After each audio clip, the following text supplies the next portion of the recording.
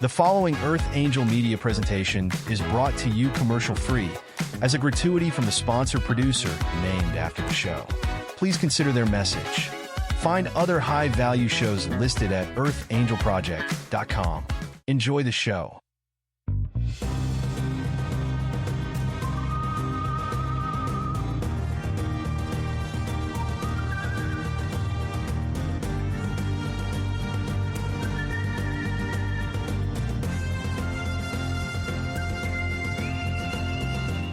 Welcome to Soul Decodes. Join us as we wander off the path to find the ideas that fascinate. We talk about spirituality, the mind, the ego, wellness, and hidden history with tips, travels, and tales. Charms for a better life.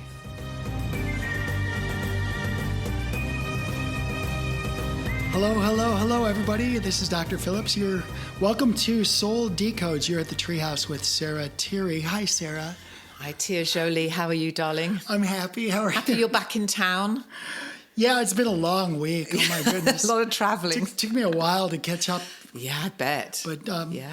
Did you have a nice time? You would think that Washington State would be cooler than it was. It was like over 100 degrees in in central Washington. Yeah. You're kidding. Now the coast was cooler. Yeah. But my son's in Ellensburg, which is in almost the geometric center of Washington State.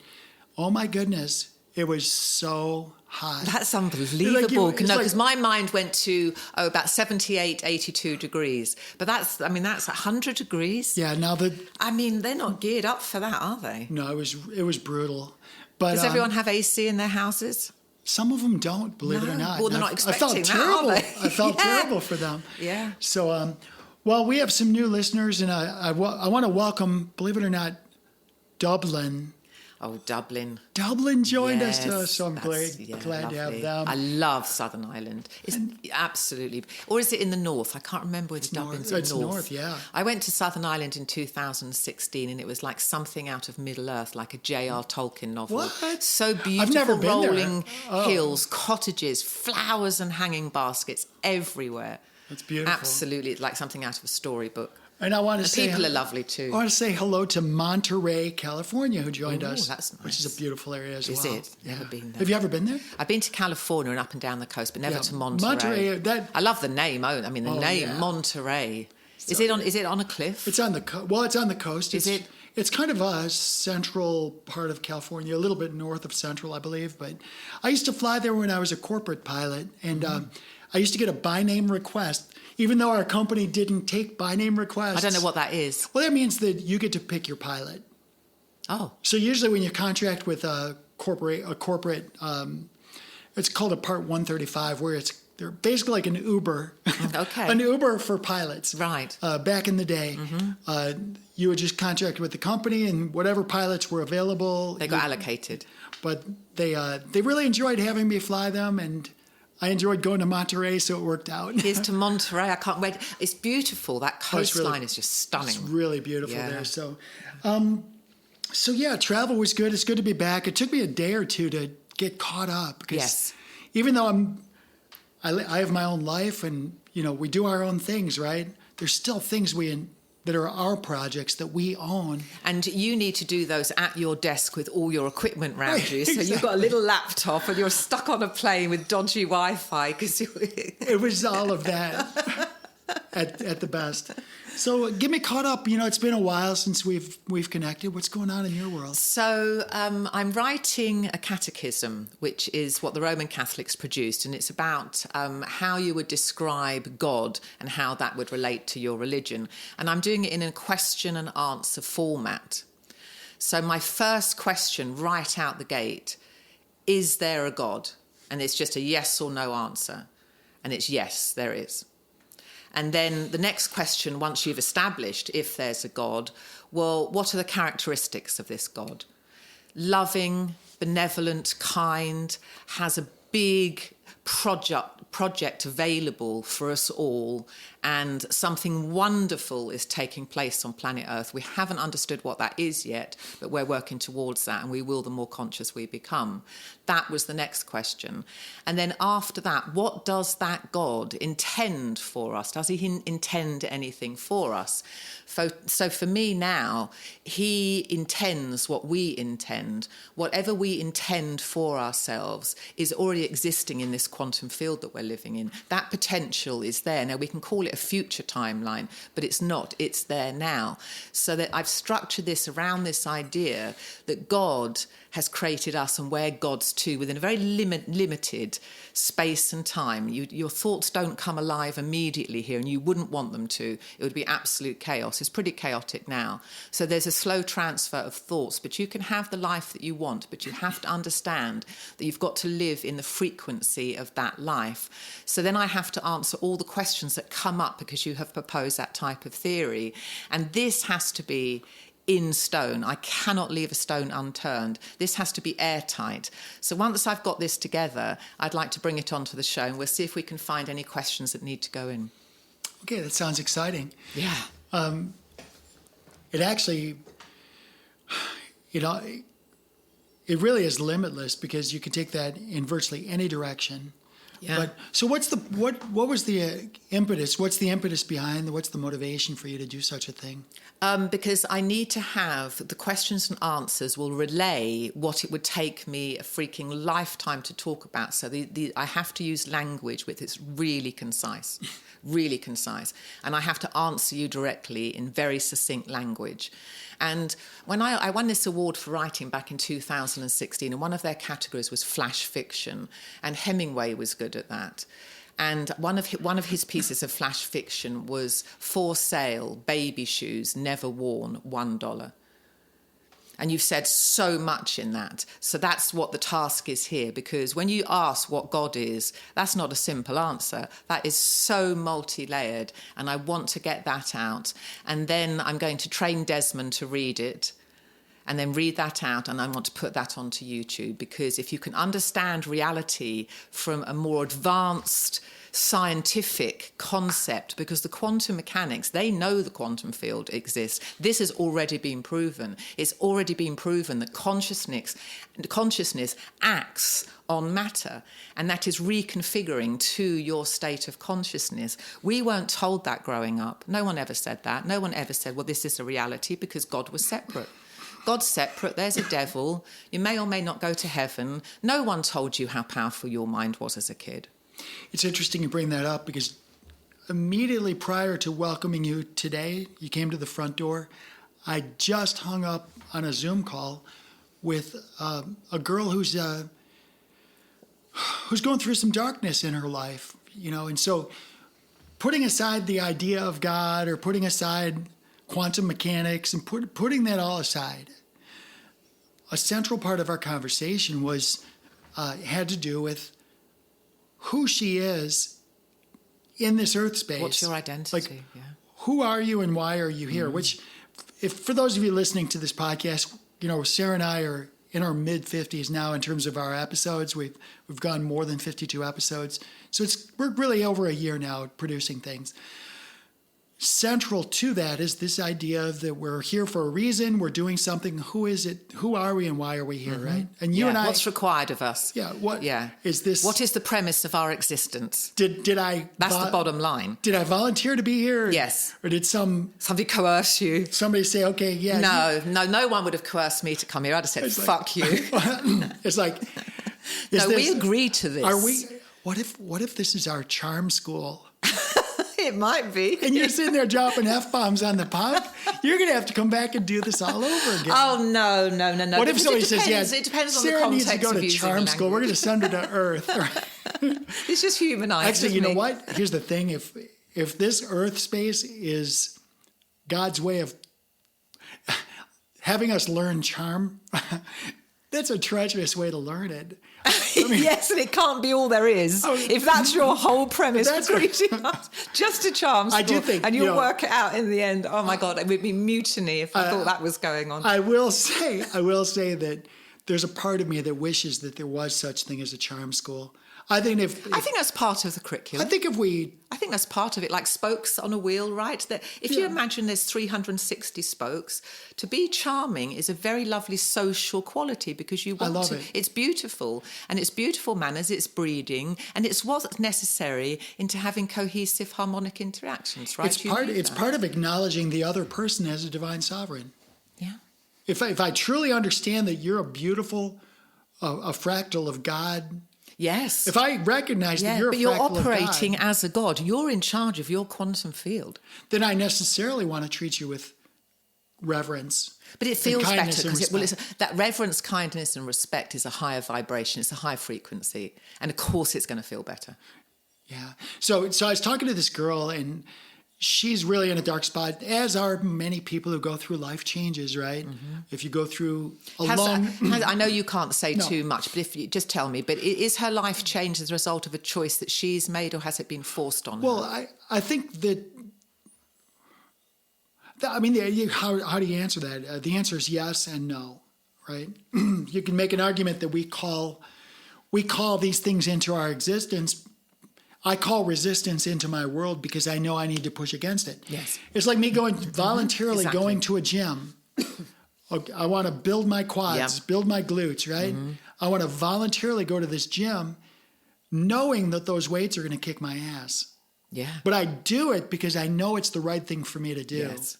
Yeah. And I look at this life as that way. Yes, you're very it's beautiful, and it's very disciplined, and it's sensible. Because I know that, like, if your body is required, your temple has to be honoured and it has to work properly. Right. So what I talked to her about, and she, did she call these things to her or not? Who knows? I don't know. I don't know the answer. It doesn't matter, though. It's really not relevant. It doesn't matter. It's not relevant at all. It's not relevant. No. The fact is, you need to work through it. She's got to work through it. She's got to do the shadow dancing. She's got to. I call Ask it dancing. yourself a lot of questions. Dancing with darkness. Yeah. So we spent the past 45 minutes this is our third time meeting. Nice. So just trying to help her through this process. Yeah. But she's going to come out the other end a powerhouse. Nice. Like she's got so many really cool, powerful qualities, but she's not able to navigate she's having this existential crisis. Mm-hmm. She ended a long-term, almost 2 decades long relationship. Mm-hmm. Takes courage. It takes a lot of questions to answer it takes a lot to answer those questions, like, what could I have done better? Was this me, or was this the other person? Yes, but introspection is required. It's required. Yeah. So that was part of the conversation. But the takeaway from today was, what are you summoning from the universe? Because my position is the universe is not good or bad. It's going to be a complete reflection of what you demand of it. Yes, I wouldn't use the word demand. I think you align, it's already there. It's existing as a potentiality, and you align your frequency with what you would feel like if this was really happening. So supposing you could wake up tomorrow and you have a fleet of planes, whatever Bentleys you want, that you're doing, you've got this massive influence and power in order to make this world a better place, like go into the most magnificent potential.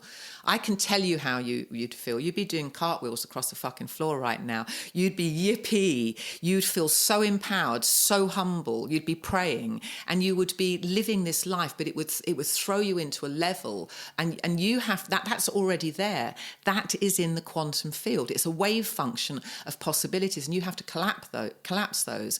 But the way to get there is not demanding anything. It's be the frequency that you would be if it was happening, because then the world mirrors it back. It literally mirrors it back. When I say demand, it's a statement of intention, knowing.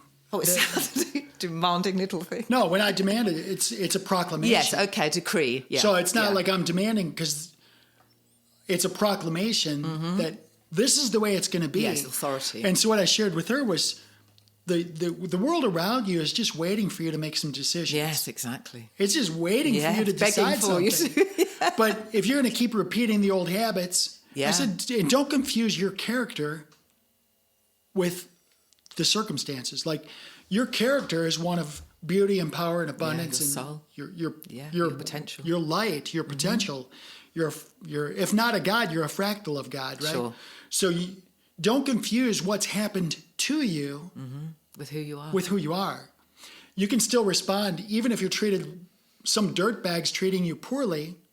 But what you'll get now. This is interesting. We've come to this because I was thinking this morning about something that I wanted to bring up, and it's neural pathways. So the more you think the same thought, that gets entrenched, and the more likely you will think that thought again.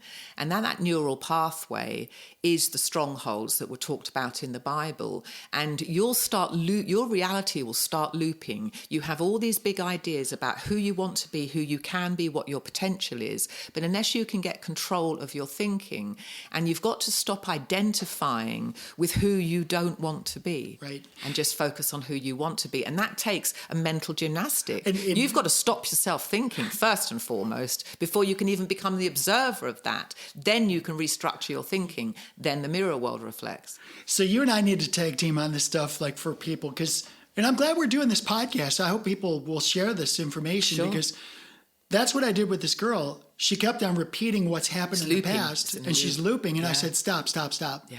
I said, let's agree that if you're going to bring up what's happened in the past, that you've put it in the correct framework. Let's frame it up. Yeah, do that. And let's do it this way. Yes, there was this shit sandwich that you had to eat. Mm-hmm. Okay, let's acknowledge that, but let's frame it up that that's history. But then the next words out of your mouth, if you must say those things and if you must acknowledge those things, let's frame it up with a subsequent statement that says, I'm so glad that's in my history now and my future is bright. I'm excited to be in control of how I respond to these negative things in my life. Not be reactionary. So now you're starting to say, let's reprogram. Yes, this is a bad deal. Yeah. These things that happen. But so what? You've got to say. But so what? Yeah. I'm power. And you know what's fascinating? This happens so many times. Yes, it's an affirmation. But not only can you affirm that, you have to believe that. Right. Because you can have an affirmation. You can wake up saying that. It's not a bad default setting to have because you don't want to loop into something that's negative and you have to work that out. But an affirmation has to be embodied. If you're waking up and saying, life is good, I'm at my most powerful, and you're aligning your thoughts with the best available in the quantum field, and it's already in it. Science is telling us this is a field of possibilities, and no new information has refuted that. Then you've got to align your frequency with the best parts. Now, if you look at everyone living on planet Earth, right around us now, you've got people leading really shitty lives, and you've got people having beautiful experiences. It's going on all around the world. And we do with this fear porn of everything's cataclysmic and it's all going wrong, but there's beautiful pockets.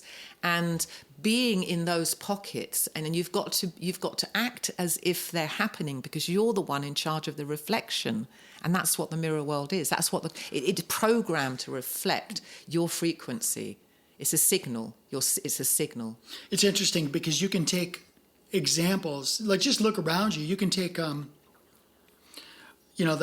lady that's the makeup line, Mary Kay. Oh yeah. All right. When you look at that, I don't know what her name's Mary Kay, I guess, right? Yes, I think so. Okay, yeah. So her story was such that, she had some pretty austere conditions that she had to deal with, right? Right. But she created this $1 billion empire. Oh, I'd like to look at her biography. Okay, so but she's not. It's not atypical. There's so many people who have been dealt negative, and but it depends what you see as negative. It could be that it's built you into this it's your superpower. Right. And then on the flip side, there's people who are born into affluence. Yeah. Who are flunking. Or oppositely, somebody that, like I've run into this people on the street where you have a conversation with them and you offer them a hand up or offer them to help them and they don't want help. Yeah, pride. Right? Whether it's pride or whether it's self-belief. I don't know what it is. Self-belief, but I'll always I would think it's maybe not offering them a hand up, just offering them information. Because if you're offering them a hand up, the implication is that they're down and they might not feel like that. But Jordan said it, Jordan Peterson, always assume that somebody knows something that you don't. And it's absolutely imperative and that you can do that and listen to these people, but pride will stop you doing that. Pride or self-doubt. Or self-doubt. Because that's what I was getting at is you don't know. Yes. You don't know if it's a prideful thing or self-doubt. Yeah, you're absolutely right. I'm of a mind that... so anyway, but the point is you have to treat everybody as a divine sovereign and understand that if they want... Because my son lives in Austin, Texas. So they've done a lot of work to try to get the homeless people off the streets. Some of them do not want to leave the streets. Yeah. They want to be on the streets. And what do you do with that case? Let's digress to there. What would you do? Actually, I'd be pretty hardcore. Well, I don't know. I would give them a beautiful shelter, and I would give them therapy and try and get them to reintegrate. You can't live on the streets, but we can help you. We can give you a decent place to live, small but efficient. We can get you sorted out with whatever therapy you need and get you back into the workplace. And what do you like to do? But we have to help them. But I don't think that they should be living on the street because they're public byways. Well, and this is the... And that sounds hardcore, but you definitely don't drop them. And you are going to get some that just want to live like on the street. Well, that isn't going to be possible, but we can give you a beautiful place to live. But not make it like a horrible Victorian institution. But, I mean, the people that want to live on the street, I just don't know whether they can. Yeah, I think that everything comes down to private. Just to say what is public and what is not public... I mean, Isn't a street public? Well, that's the whole point, is who owns the street? Yes, but isn't the street to walk on or drive on? But who owns the street? We all do. If we all own it, why can't I live on it? Yeah, but it's...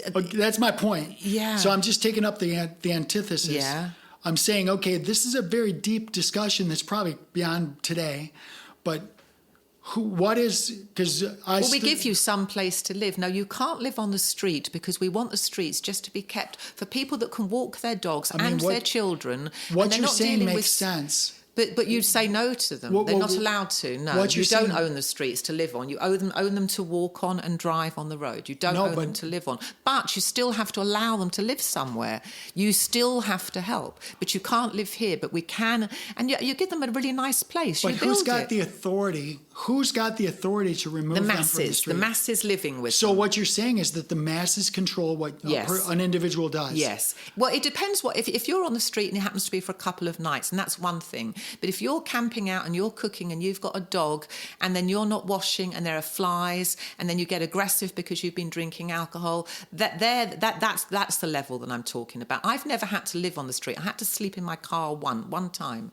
But you have to keep these areas safe for people to use, and you have to be able to walk your dog. You have to be able to take your children, and you can't allow the chaos theory is involved. You don't know what these people are going to do if they are being aggressive, right? You don't know that. But you shouldn't be causing any harm, and you shouldn't be there permanently. But then these people have to live somewhere, and we have to take care of that. They need a nice place to live with a nice little garden and a veranda, and then help them understand what's going on. What I'm getting at is this.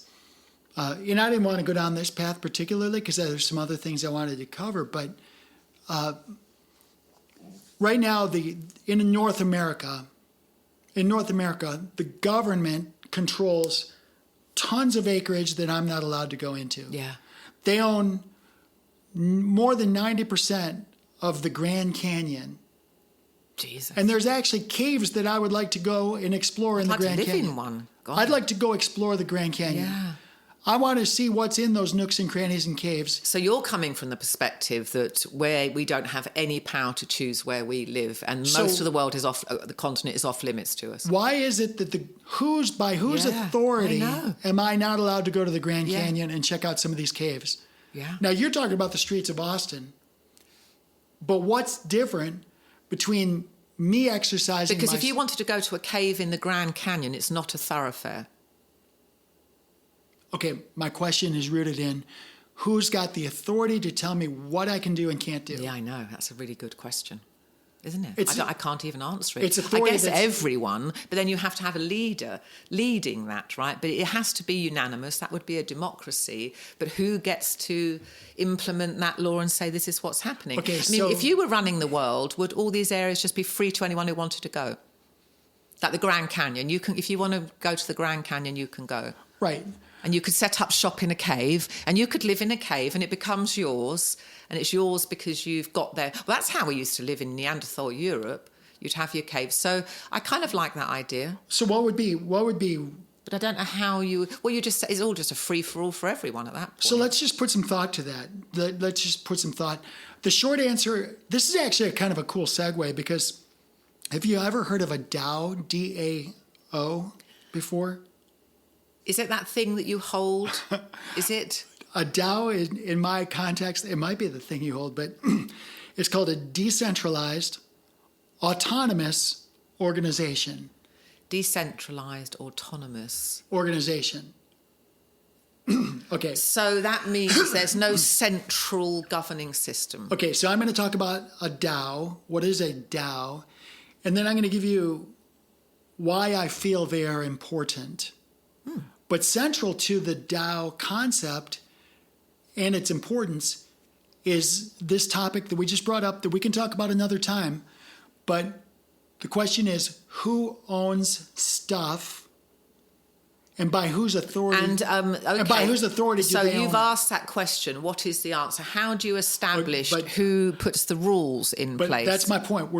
I think it warrants an entire episode of its own. Let's do it then. Because who owns stuff, and by whose authority does that get implemented, and how is it shared? That'll be a completely separate subject because I think it warrants its own discussion. Okay, good go. But I do want to talk about... That's great. Let's do that one. Yeah, I do want to talk about DAOs, though, because it's this morning, my first meeting this morning, I'm going to be very honest with you. And say what DAO is again. It's a decentralized, autonomous organization. So... acts under its own authority. Sovereign. So it acts under its own authority or the authority of its members. Yes, who have decreed what the operating system is. But the members are... Now, you can have a DAO that's voluntary. Yeah. So let's just pretend, like right now, there's a big to-do about these what are they called, the housing organizations when you have a development? HOA, Homeowners Association.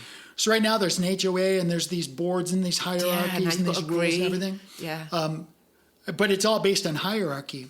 Right. What DAOs do is they want to be the leader of the pack. They're not based on ego. They're not based on who's more popular, who's prettier. They're not based on anything. They're based on principle. On meritology. It is. It's very much meritology. It's a meritocratic deployment of a set of principles. Yes. Which is super cool. And the reason I bring it up is because I met with two people this morning. They were absolutely brilliant. And the reason I called the meeting was because... Brilliant in what way? Well, I was going to say, the reason I wanted to talk to these two people is because part of being a brilliant person myself is recognizing my deficiencies. Like a truly brilliant person's going to say... Yeah, I like it. Just like when you and I talk, it's like... beautiful. I mean, a lot of people say, oh, that's what a brilliant person, but you are brilliant. Well, you are too, because I recognize you're brilliant. Yeah. So, like, to think that you're brilliant, but you still got to recognize your deficiencies, because that's being humble, isn't it? Well, I mean, I can be a brilliant blue. Well, you'd also be more brilliant if you did recognize your deficiencies. So it's a mechanism of just accentuating brilliance. Well, So a truly brilliant pilot is going to look for their weaknesses, excavate themselves. The most dangerous pilots are the ones that think they know everything. Yeah. Right? Yeah. So I have to presume there's something that I was dangerous because I knew I didn't know much at all. When I got my private pilot's license on the 152, got about 100 hours, and I went up one day and I thought, you wouldn't know what the fuck to do. And I would. I've procedurally been able to talk myself out of that, but I couldn't have troubleshot if there was a fire. And then I wouldn't have... I mean, it'd be more a mechanical issue in the engine. And it was one of my father-in-law's friends, and he said, I can't remember what plane he was up in, but it had about 6 seats, and he had to trim the plane, take it to altitude, get out the seat, go down to the avionics bay, and fuck around doing something that got this plane stable again. And I realised I didn't have that aptitude and this is just in a small plane. So I thought, you know what, just don't do it anymore. And I did it, and it was a great experience. But I knew that I shouldn't be doing that. So the best pilots, and I was a military pilot, a corporate pilot, check airmen, instructors, and even now, as I sit here, I'm an 18-year airline captain if I want to go back. With 7 type ratings. So, right. That said, I've seen some very dangerous pilots. Yeah. And those are the pilots that think they know everything. From my perspective, even as the captain of an airliner, I'm always wondering, what am I missing? Yeah. What am I missing? what's going to come up that I can anticipate? What decisions can I make in advance? Suggest. So when I met with these individuals this morning, I was actually honestly a little bit nervous because these two people are very, very, very smart in the technical realm. I'm a great entrepreneur. I'm an innovator. I'm a creator. But I acknowledge, they know shit that you don't. Tons. Yeah. And they know, like, I can say words like, I can say distributed ledger technology. Right. And I comprehend what that means. Yes. But they know on a whole different level how to make that happen. Wow. Okay, so they're effective. Like these things you and I are talking about, smart books and stuff, these are the cats that can make that happen. Yeah. Right? So I'm going in here and I'm like, okay, so yesterday and the day before, I've spent like the past 48 hours, I've got 17 projects. These guys can help me with all 17 of them, get them into put them in orbit, right? Like they can launch these things and get them. The question is, okay, I had to whittle it down to the top 2, and ultimately we only talked about one today for an hour. Now, I can't tell you what it is because it's such a good idea. Okay. But I'll tell you off the mic. Sure. But I was nervous about, not nervous like, what if they don't love me? No, right? you weren't freaking out. But I really wanted to convince these guys that I'm worth investing your time in. Yeah. And so what I did was And what was their reaction? Well, first of all, I entered the conversation by saying, the three of us don't know each other, but we're all trying to accomplish the same thing. Yeah. So I put all three of us on the same. I like how and I you said, and that. here's why. Boom, boom, boom, boom, boom. Because I had read their background, read their bios. I knew about who they were, but they didn't know anything about me.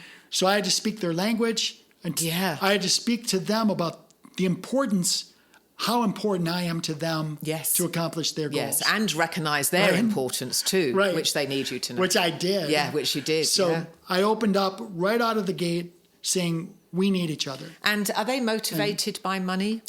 Well, no. Not at all. And that's the cool thing that was the cool revelation about about this morning's experience. We want to change the world, and it's not about money. Yeah. Now the money's going to be there. And I'll tell you off the mic how much, just with this one project. But for us, it's not about the money. So we had this conversation, and I was talking, and I was explaining this project, and I said, okay, I've word vomited on you for about 10 minutes. I'm going to pause. That was concise, though. 10 minutes, you've got a lot of information. I said, I've given you the framework. I've given you the reasons why. I'm about to go into how we do it. But before I do, where are we on this? Yeah. Do you want me to go to the other? What was their reaction? Do you want me to go to the other project? Or Yes, do anyone you want ask me any to, questions? Or do you want me to continue? And both of them were like, this is gold. Oh, this is pure gold. And they're like, this is this is exactly the type of project we want to put out there. Right. They did have some questions. And their motive is it a hero motive of wanting to save the world, or just knowing that what they can do can make a difference in the betterment of a future? I think both. Yeah. I think there's a little of both. So there's a lot of competing technologies out there. And I addressed their technology because I see theirs as the preeminent technology that's going to... You've come with the entrepreneurial creative idea, and they can feel, and they would intuit that in the conversation. Well, not only did they didn't even have to intuit it, because I listened to the CEO of the corporation that they use as a substrate for their technology. I listened to the CEO talk yesterday, and I took his bullet points from yesterday and integrated it into my preamble. Nice. So they're like, very good. That's great. They're like, really good use of time. Holy crap, she knows exactly what. Good for you. What the CEO said yesterday. Yeah. Did you put it in Rosie? You got a transcript of it? Oh no, I listened to the actual interview. Oh, you did. Just redid it. Yeah. It was like 10 o'clock last night. I listened to it, but it was going in. So I woke up. I slept on it. And so whose court is the ball in? So we're going to meet again. They have some certain things, technical things that they need to resolve. But I also have a couple of key players, and off the mic, you and I are going to talk about this. There's a couple of key players I need to identify to make this thing work. And they're not the people you might think, but But this thing is absolutely worldwide. This is going to touch every person in the world. I love it. I love it's so your exciting. energy. Yeah. Yep. And then I told him, I said, there's another one that it's going to be easier to deploy, but it's not going to touch as many people. Right. It'll be easier, but it won't be as ubiquitous. And they're like, oh my God, I was making their heads explode with the curiosity. Yeah, well, you've got a long range vision, and some people can have all this, the massive vision is what is propelling you towards that. But this is my point is, I was concerned because I don't know these two people and I don't know what their vision was. But you knew more about them than they knew of you. Totally. Yeah. Well, that's always. You can listen to all their interviews. You can get yourself really prepared. Right. I was very prepared, but what I was not prepared for was the unknown, which is I didn't know who they were. I didn't know their hearts. I didn't know if they were good listeners or if they're going to. And that just comes. I didn't know if it's going to be Shark Tank and they're going to shoot me down. You're fired. It's like your idea sucks. Yeah. So but I know my idea didn't suck. Yeah, well, of course you don't. Oh my God! Because if I wasn't going to use them, you're one of the most competent people I've ever known. I would use somebody else's technology, but I really want to use. So the takeaway is it's a competitive market. Well, it's such a good idea that if I showed somebody the white paper, they could do it instead of me. So I have to be the first to the market and keep your mouth shut until then. Keep my mouth shut until it's deployed. Yeah, exactly. And then once it's deployed, it's going to be like... And the energy that you have now talking about it is the energy you sustain, and then that just opens it up. That you can change reality pretty fucking quickly. Yeah. So it's so I'm very excited. I guess that was I've been looking for technology people for 2 years now. Yeah. And I'm looking for them to learn, like I want a full stack developer your idea that's willing to learn this specific technology, and nobody's willing to do it. So I just went, okay, I can't get these people to learn this new technology, so I need to find out who's deploying with this technology, pull them into my world. Yes. Which is exactly what I did. And it's lovely, and you're thinking big and in the right direction. Yeah, you do have to. But the good news is, what we're doing here is going to perfectly dovetail with your smart books. Excellent. I love it. I'm this is going to be excited as you completely a catalyst. Yes. To this launch has been your smart brewing books. for a while, this project. But it all combines. Yeah. When I tell you the second project, you're going to be like, wait, what? Because the second project can be deployed immediately with huge... And once it's deployed, we can tell the listeners what it is. Absolutely. But you need it employed, out the gate, baptized, on its way. Yeah. So this kind of goes into our idea. I told you before this show that I wanted to talk about creators, but specifically entrepreneurs. Yes. So I want to give it back to you and talk to me about what you perceive the value of entrepreneurship is in today's world. To myself or to other people? To the world around us. To the world, but that includes myself. Well, I mean, you're a creator. Yeah. But you and I are creators, but we're specific. Like, you're an author, you're a writer, so you're that. Well, I'm a few things, but I'm a creator, an author and a writer, and an entrepreneur.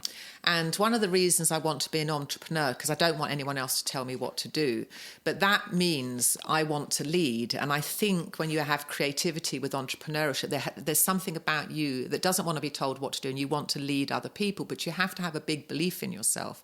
You have to feel competent about that. So entrepreneurship, to me, is entwined with this idea of wanting to lead. And I don't want to work for anyone else. I want to head my own empire. So, I want to help you do that. I want to be part of it.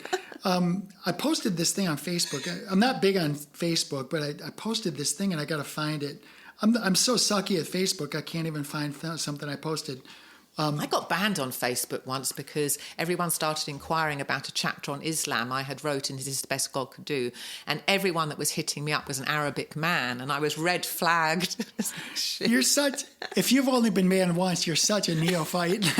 You're a neophyte. You can't even talk about being banned until everybody's banned you. So I want to read this quote because this is a quote I posted on Facebook a couple days ago. And I want you to comment on it. It says, everyone wants the entrepreneur lifestyle. Nobody wants the entrepreneur mindset. The part where you bet everything on yourself, where you turn problems into opportunities, where you see possibilities in what everyone else calls impossible. The lifestyle is the reward. The mindset is the price. And who you can help. The mindset is the price. Well, that's the mechanism. The mindset gets you that. But to also, I would love to have a lot of money because I wouldn't keep much of it. I really wouldn't. I'd keep 10% of it because I would just throw it back into wherever the need is. And a big one would be helping single mothers. That would be a big one. So I wouldn't need that much money. I already have enough. This project is a cash cow. So I need to keep a lot of the money because I need it to fund my other projects. Yes. So I'm going to feed them. I don't need it for me. I need to fund these other projects because I'm really big on level playing fields. I'm so... I prefer to be on a constantly shifting deck. Well, I don't mind. I'm just joking. as long as the shifting deck is on an infinite expansive ocean. Yeah, but you're constantly, it's up and down like this. It's moving this way and that way. You wanted to be a level playing field. No, I'm just teasing. We all want a level playing field. But I don't want a corporation to beat out the startup entrepreneur. No. I want the startup entrepreneur to become fabulous and do fabulously well, not have anyone tell them what to do, and live their vision out. And if you're a beautiful spirit and you're going to give back to make the world a better place, it's going to be easier for you. Just live that frequency as it's happening and have the vision. And you have amazing vision. I mean, really far-reaching, and your ability to believe in yourself is really inspiring. I love it. You're sweet. One of the challenges on one of my other projects is that is related to this level playing field because I've got some beautiful people I know. Like I don't drink a lot, but they own a local liquor store. They're absolutely beautiful people. I think we should get drunk one night. Let's do like 5 shots over drunk, about an hour. But we can't drive. We're going to be sitting out there on your bridge. If you see me drunk, you'll see me drunk before Robin does. We're in our 30th year. She's never seen me drunk. So... But, you hold your shit together, though. But you're animated now. I don't think there'd be much difference in you. Really. No, I'll have a drink or two with you. Yeah. That's all good. Right, let's do it. We'll do it on the boat. We'll get on the boat and have it. So, but what's frustrating to me is when I look at these young entrepreneurs, they're trying to have their own home-based local business, and they have to compete against subsidized corporations, subsidized, like, people who get, like even Costco or Sam's Club or whatever. They have to compete against these monster organizations. Yeah. And behemoths. There's a way to do it, but you have to identify your niche. So what do you ban then? You ban these I don't monopolies. ban anything. So how do you regulate? How does Walmart, how does a little person making jam compete with Walmart? You stop. The first thing you do is you stop giving corporations. You stop treating them like they need handouts. It's shit or bust. You either survive or you don't. There's no corporation that deserves a bailout. If these banks suck and they took bad loans, they're not too big to fail. Yeah, I agree with that premise. If you every company, there's no company in the world that is too big to fail. So if you took away the bailouts, that levels the playing field for you then, because now everyone is competing. That's a start. It's a start. Because right now, look, you and I, as we the people, the Constitution says you and I have the right to petition Congress for the redress of our grievances. That means that you and I, as divine sovereigns within this American ecosystem, if our representatives are stinking the place up, I get to, or if there's something not going right, I get to go and I get to tell them whatever I want to tell them. And these are my facts. And here's what's going on. These people are doing this and such. These things are not okay. I get to redress my grievances because they're my public servant. They're here to represent me, and my voice matters. And you will be heard. And I will be heard. Now, there's nothing in the Constitution that says that a corporation can petition Congress for the redress of corporations' grievances. Corporations don't have... they either honour that it's not written in there or bloody well put it in then, one or the other. Corporations don't have standing. No. They don't have a right to talk to my congressman. My congressman is not there for a corporation. It's so unbelievable to me that now it's good that you're talking about this, because if that's in the Constitution, that has to be implemented. Otherwise, this is not worth the paper it's written on. Well, the Constitution, just like everything else, has been co-opted. It's been But it rewritten. does need to be revised. It is being revised. Yeah, it does need it. Yeah, We that's need to what's going on upgrade right systems. now. Yeah. It's going on right now as we speak. It's good. We should upgrade it. It's not even an upgrade. It's going back to the original Constitution. Okay, right. It's we the people own the government. The government doesn't own us. So when we go back to the streets of Austin... How did shit get out of control? We gave it up. We were asleep at the wheel. We were just asleep at the wheel. We're asleep at the wheel. We gave it up. We're getting it back, and it's an exciting time. So. Yeah. Hey, it's been a gas. Like, we're running... I don't know what you want to... If there's anything else you want to cover, it's coming up in an hour. Let's wrap up now. But next time, I've got a couple more things I want to talk about, and I will have my catechism written then. So I'd like to go over that. I want to hear about your catechism, but I also want to know, what are you going to do with it as an entrepreneur? So close up your thought on the entrepreneurs, because I see entrepreneurs as being creators. Okay, I'm starting a religion. Okay. But I'm not allowed to talk about it because you said I can't talk about it. Well, you just asked about it and you knew that then, so you keep bringing it up. But you said we can't talk about it until Yes, we can't talk about it until I'm ready, but that's imminent though. Okay, but so I can't talk about it until you talk about it first. I have to, because it's my religion and I want to name it and then announce it. But there's certain structures that have to be in place. Okay.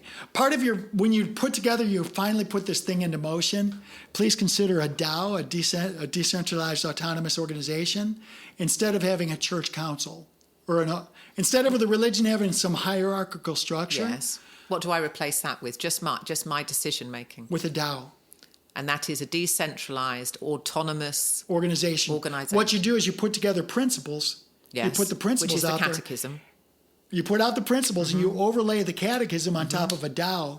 Now, I've said in this catechism, because it's catechism. Cataclysm. It's terrible. It's too distinct. They need to be more distinct.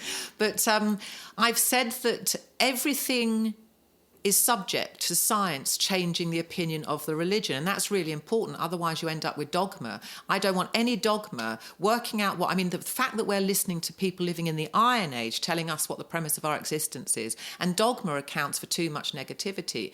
So in this religion, I set a whole basis for the belief system. But I would like to change the religion's catechism or its creed at any moment. Science has revealed something else about God, and this will be proven by results, I think, this religion, because I've already seen what's in the quantum field. I'm aligning myself with a frequency that's going to get that, and you will get verification through results, because if you understand this premise and you implement it in your life and you pay attention to what you're thinking about, you'll see it all open up. So I'm going to introduce... This is a bad thing to do, but I'm going to introduce a new concept at the tail end of a podcast. But this is something you can think about, because I think as you deploy your catechism, there's a paradox that you're going to run into. What's that? And it's that on one hand, you've got the scientific methodology. Mm-hmm. And if you truly look at scientific methodology,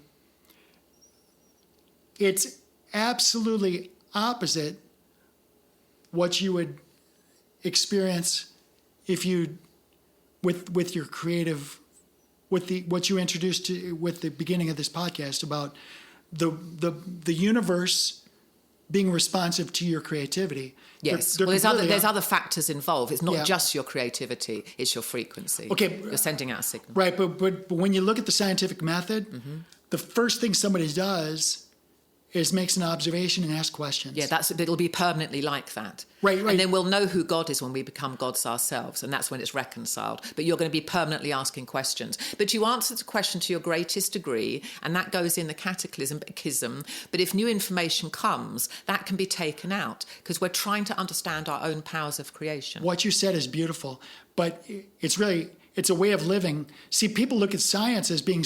The science is settled.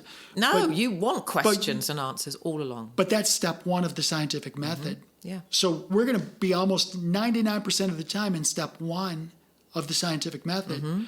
And then it goes to hypothesis, and then you do experimentation. Well, that's all. Yeah, and the experimentation comes through you implementing this into your life, and you wake up and you follow those principles, and you'll see your quantum field shift favorably. Right. So the true science true science never really comes to a conclusion. No, it's not. It's ongoing. Well, the conclusion is we'll know who God is when we become gods ourselves. And if you can manifest and get to the frequency, which is already in the quantum field, you're able to do this way quicker than you thought you would. And in my novel, that's a whole different thing. But the restriction buffers, I call them, restriction buffers have been lifted. So the thought to manifestation ratio is now more intense than it's ever been because things can change very quickly. So what I like about what you just said, and we'll wrap up with this, but my concern was that you're going to have this scientific methodology that rushes to conclusions. Well, there has to be a working hypothesis, and that is all your conclusion is, but that's subject to change and revision. But that's my point. Yeah. Most people who deploy so-called science in their systems are trying to rush to a conclusion. But what you said that I love and I admire is that you're going to spend most of your time on the front end of this scientific method, which is observing and asking questions, hypothesis, testing things, reforming your hypothesis. So you're on the front end of this. It's a working mechanism. Almost never. And heaven on earth would be the religion working. Heaven on earth experience for everyone would be the end game of the religion. That's our thing. That's our thing. Okay, well, this is good. Lovely. Loved having you. Yeah, Thanks it was for coming great. out. It was a good one. It's a perfect day out there. Yeah, Another week or two, we're going to have cooler days. Yeah, it's a bit longer than that. September's a bitch sometimes. Seriously? Don't say that. You're going to manifest. No, but it's hot. You're going to manifest bitchy weather for us. I'm not going to manifest it. I have just known hot Septembers. Yeah. I'm not. I feel like it's because I've been in Claremont for 96, so what's that? 30, it's more than I can count. 96, 125, so 29 years. And September, that's 29 years, isn't it? I think so. Yeah, because 94, yeah. Yeah, 96, 106. Yeah, you're right.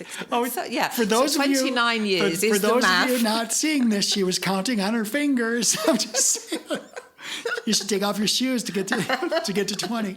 So, thanks for coming out. Don't manifest hot weather for September, please. Don't. I'm not going to. I don't have the power to manifest the weather. I don't. Oh, you do. No. Okay. This is what I'll do. I'll redo it for you. September is going to be the coolest month on recorded history. Is that better? I'm gonna collaborate with you on that, and we're gonna make that happen.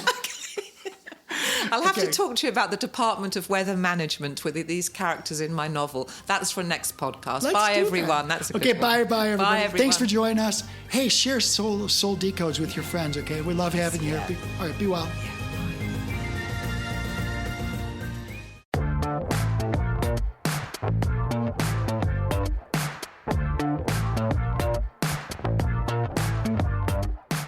Soul Decodes, a feature presentation, airs every Friday on the Earth Angel Media Network.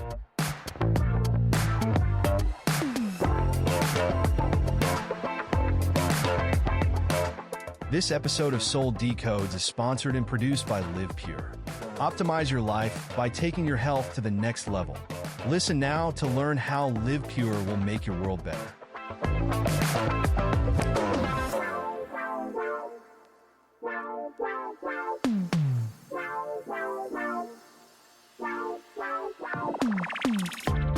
Live Pure is an American-based distribution system of online portals that give discounted access to clean, potent, natural, and ethically sourced healthy solutions for fat loss, muscle gain, immaculate skin care, immune system support, whole body cleanse, physiological balance, and performance support for athletes of all ages. Live Pure handpicks the best products and nutrients from world-class companies, always adding to their quickly growing wellness lineup that now includes Korean skincare, medical-grade nutraceuticals listed as pharmaceutical alternatives in the physician's desk reference, and healthy coffee that rivals the world's best, but for only about $1 per cup. Soul Decodes listeners looking for vitality, youth, beauty, and better health can get 25% off retail by visiting livepure.com/Sarah Tirri and signing up for free as a preferred customer. If you are a content creator, influencer, or home-based entrepreneur looking for worldwide cash flows from the emerging gig economy, Live Pure's state-of-the-industry brand partner affiliate program can bring you up to 7 different payment vectors as bonuses. As a content creator aligned with Live Pure and Earth Angel Media, you will enjoy massive co-marketing benefits, including a cutting-edge website that is personally branded to you or to your business. Sign up as a brand partner at livepure.com/Sarah Tirri. Or drop us a note at connect@earthangelproject.com to get more information.